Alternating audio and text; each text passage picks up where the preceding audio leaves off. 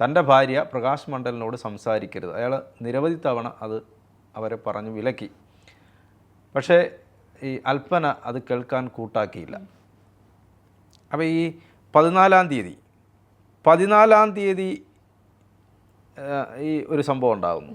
അതിൻ്റെ തലേ ദിവസം അൽപ്പനയുമായി ഇത് പറഞ്ഞിട്ട് വഴക്കുണ്ടായി കഴിഞ്ഞപ്പോൾ സോണി അവിടെ ജോലിക്ക് പോകുന്നുണ്ട്. അയർക്കുന്നത്തൊരു വീട്ടിലാണ്, നിർമ്മാണം നടക്കുന്ന ഒരു വീടുണ്ട്.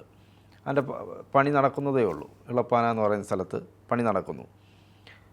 അപ്പോൾ സോണി ഭാര്യയോട് പറഞ്ഞു, നേരത്തെ വരണം.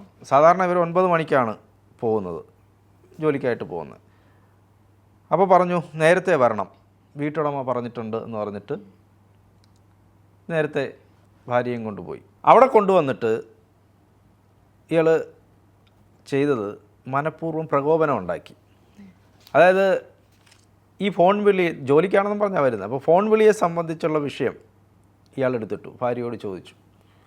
എന്നിട്ട് പ്രകോപനമായി സംസാരിച്ചു. അപ്പോൾ അവർക്ക് ദേഷ്യം വന്നു. അവർ തിരിച്ചു ഇങ്ങോട്ട് പറഞ്ഞു.